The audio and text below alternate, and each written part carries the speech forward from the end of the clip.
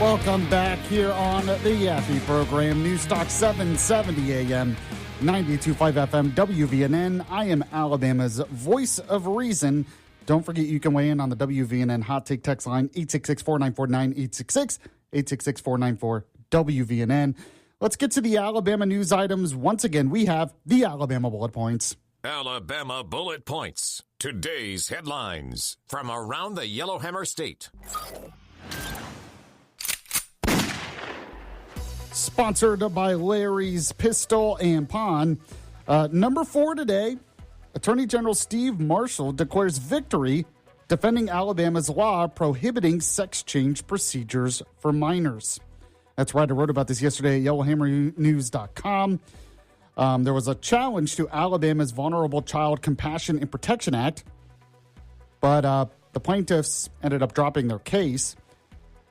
Steve Marshall said in response, he said, "We uncovered the truth. We exposed the scandal. We won." He said Alabama led the way, and now all families are safer for it. So the law makes it a felony for doctors to provide minors with puberty blockers, cross-sex hormone treatments, or surgeries for the purpose of gender transition. The act also ensures that children are not rushed into permanent decisions and that parents are empowered to provide real care, not irreversible harm. So good stuff. Good victory. It means a lot for this state and the country, really.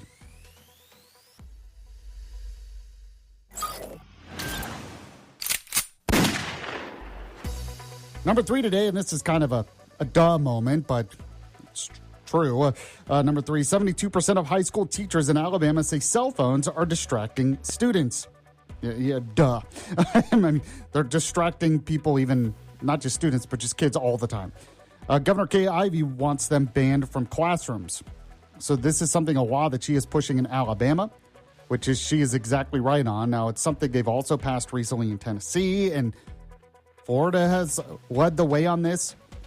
I've said for a while that my response is less cell phones and more recess in schools. Not only do we need less cell phones, but we need more recess and more arts. And while, yes, I'm all about a focus on STEM, the pendulum swung too much and we're just obsessed with STEM and learning to code and stuff.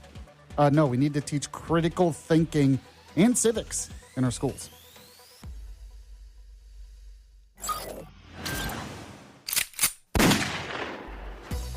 Number 2 today, and speaking of something that needs to be taught in schools, the Success Sequence bill is going to be in front of the Alabama State House today, which is good. This is what I've been talking about. So the Success Sequence is the idea of teaching kids that their chances of staying out of poverty greatly increase if they graduate high school, go to college or get a job, then get married, and then have kids, in that order.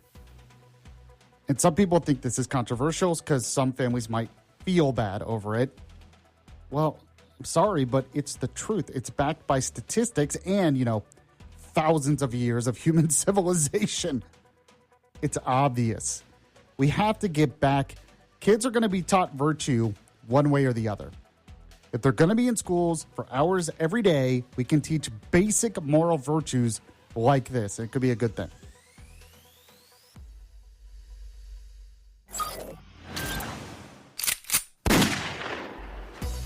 And number 1 today, U.S. Senator Tommy Tuberville. He is supporting Trump's plan to bait migrants, illegal immigrants, to leave the country for $1,000. He calls it a heroic effort. That's right. President Trump's offer of $1,000 and a free flight to any migrant who leaves the country has the backing of Alabama's senior U.S. Senator. This is what Tuberville said about it in an interview. He said, President Trump's probably putting a little bait out there for them, saying, listen, we'll pay you $1,000 to go back. Tuberville also said it costs much more than $1,000 to run these people down, transport them to the border, transport them to wherever they want to go.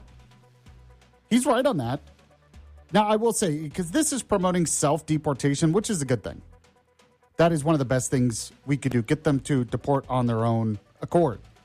That being said, I'm very skeptical it's going to make a huge difference.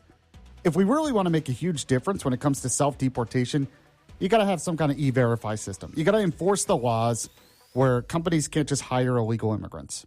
That's the best way to get them to self-deport. Also, get rid of a lot of the welfare benefits. that they get automatically. It just doesn't work.